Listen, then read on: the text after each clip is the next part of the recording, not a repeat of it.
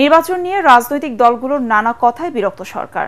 জুলাই গণ অভ্যুত্থানের পরও দলগুলোর কোনো পরিবর্তন হয়নি বলে মনে করছেন আইন উপদেষ্টা ডক্টর আসিফ নজরুল।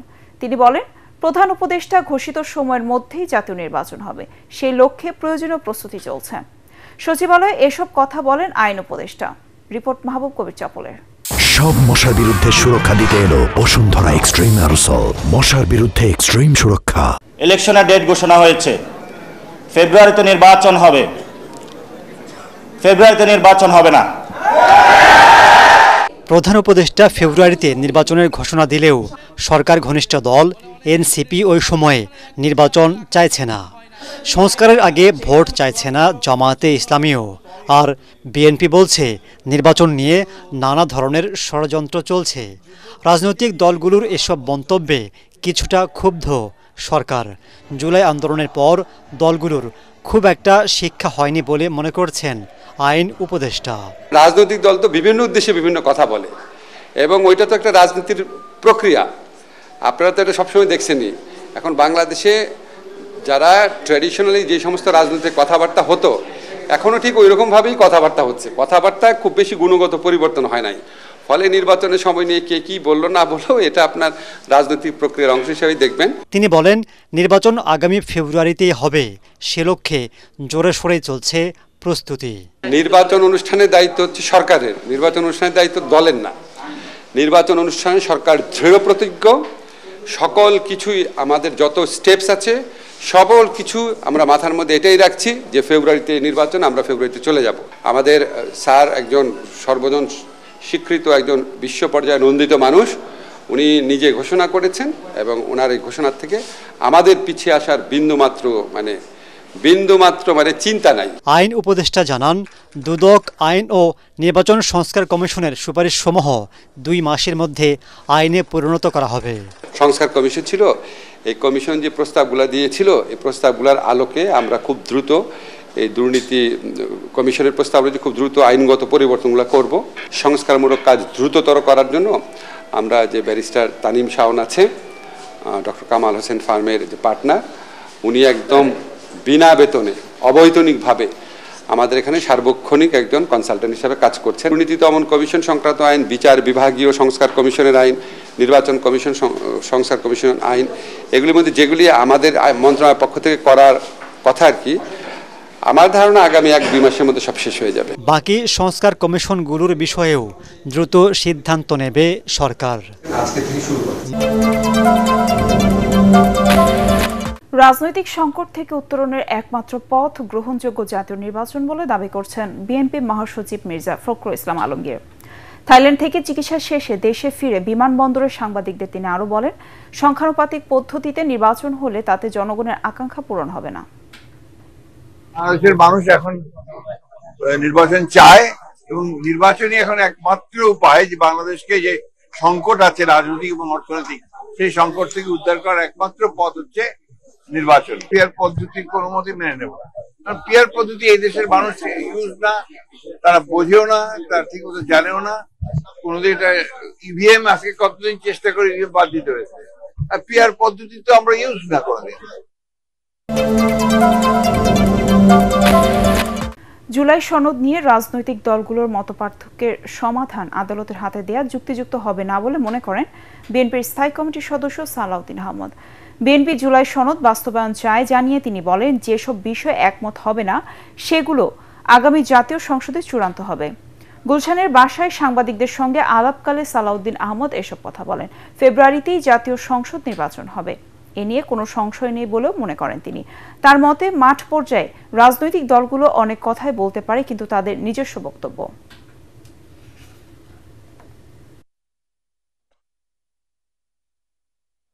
আমাদের কি কারণ সংবিধান নেই? আমাদের তো সংবিধান আছে, হতে পারে সেটা রুগ্ন, এবং সেই সংবিধান বহাল আছে। সেই সংবিধানের উপর ভিত্তি করেই এই সরকার প্রতিষ্ঠিত হয়েছে, সাংবিধানিক প্রক্রিয়ায় প্রতিষ্ঠিত হয়েছে। রাষ্ট্র সাংবিধানিক প্রক্রিয়ার মধ্য দিয়ে চলছে। সংবিধান অনুযায়ী রাষ্ট্রের জুডিশিয়ারি চলছে, আইন কানুন চলছে, প্রশাসন চলছে। তো এই প্রক্রিয়ার সাথে সাংবিধানিক শূন্যতার প্রক্রিয়া মেলানো ঠিক হবে না। ত্রয়োদশ জাতীয় সংসদ নির্বাচনকে সামনে রেখে বাংলাদেশকে ৪ মিলিয়ন ইউরো অর্থ সহায়তা দেবে ইউরোপীয় ইউনিয়ন। সকালে রাজধানীর আগারগাঁওয়ে নির্বাচন ভবনে প্রধান নির্বাচন কমিশনার এএমএম নাসিরউদ্দিনের সাথে বৈঠক শেষে সাংবাদিকদের একথা জানান ইইউ রাষ্ট্রদূত মাইকেল মিলার। আগামী মাসে ইইউর প্রাক নির্বাচনী পর্যবেক্ষক দল বাংলাদেশে আসছে বলেও জানান তিনি। ইইউ বাংলাদেশে আন্তর্জাতিক মানের নির্বাচন দেখতে চায়, সেজন্য দেশের নির্বাচন বিষয়ক শিক্ষা, প্রশিক্ষণ, সক্ষমতা বাড়াতে নির্বাচন কমিশন ও সুশীল সমাজের সাথে কাজ করবে ইইউ। আগামী সংসদ নির্বাচনের প্রস্তুতি, কমিশনের পরিকল্পনা ও সামগ্রিক রাজনৈতিক পরিস্থিতি নিয়ে আলোচনার জন্য মাইকেল মিলারের নেতৃত্বে ৬ সদস্যের প্রতিনিধি দল নির্বাচন কমিশনে যায়। The announcement of the date is a matter that is not for us, it's for the Election Commission. That has yet to come, but what we are discussing now is the very practical steps that need to be taken immediately and in the coming weeks and months in order to ensure the credibility of these elections. And that is why we are here mobilising our expertise now, because we actually want your elections to be very credible, held in line with international standards, and of course free and fair.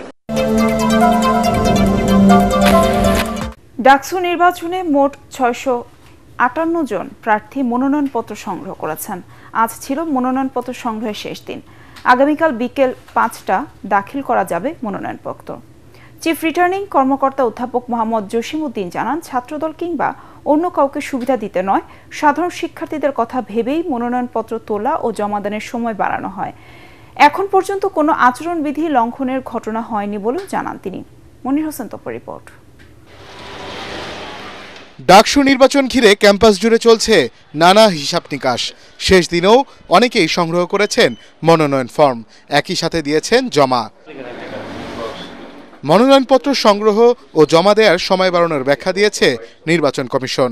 যারা মনোনয়ন প্রত্যাশী election করবে তাদেরকে মোর inclusive করার জন্য, যাতে কেউ বলতে না পারে এতদিন পর একটা ইলেকশন হচ্ছে আমি মনোনয়নপত্র নিতে পারলাম না, বা 5 মিনিটের জন্য 1 মিনিটের জন্য, সেই দিকগুলো বিবেচনা করে আমরা যাতে ছাত্রছাত্রীরা যাতে সন্তুষ্ট হয়, আমরা এই জন্য মনোনয়নপত্র বিতরণের ডেটটা 1 দিন বাড়িয়ে দিয়েছি। ছাত্র দল অথবা অন্য কোনো দল ডাকসুতে কোনো ইস্যু না। ডাবির ছাত্র শিবির প্যানেল মনোনয়ন ফর্ম জমা দিয়ে সাংবাদিকদের বলেন, ডাকসু নির্বাচনে একটি দলের বিষয়ে পক্ষপাতমূলক আচরণ করেছে বিশ্ববিদ্যালয় প্রশাসন।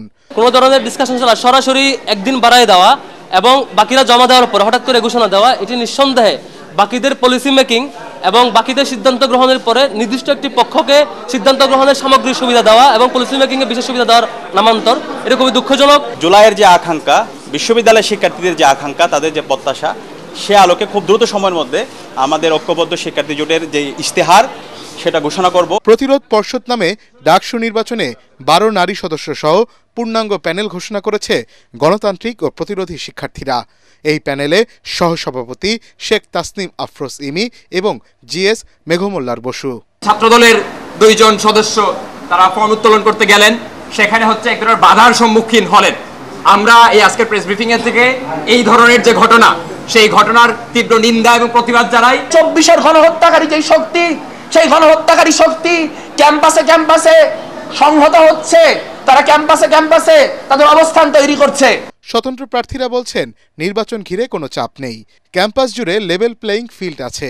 এখন পর্যন্ত আমাদের উপর কোনো ধরনের প্রেশার আসে না। আমরা যারা স্বতন্ত্র হিসেবে নির্বাচন করছি, আমরা দেখতেছি যে এখন পর্যন্ত লেভেল প্লেইং ফিল্ড আছে। জুলাই অভ্যুত্থানের পরবর্তী সময় যদি এইটা হয়, তাহলে আমরা দেখা যাবে যে আবার ওই আগের অবস্থায় ফিরে যাচ্ছি। নেতা হতে চাই না, নেতা হওয়ার কোনো ইন্টেনশন নাই, একজন কর্মী হতে চাই।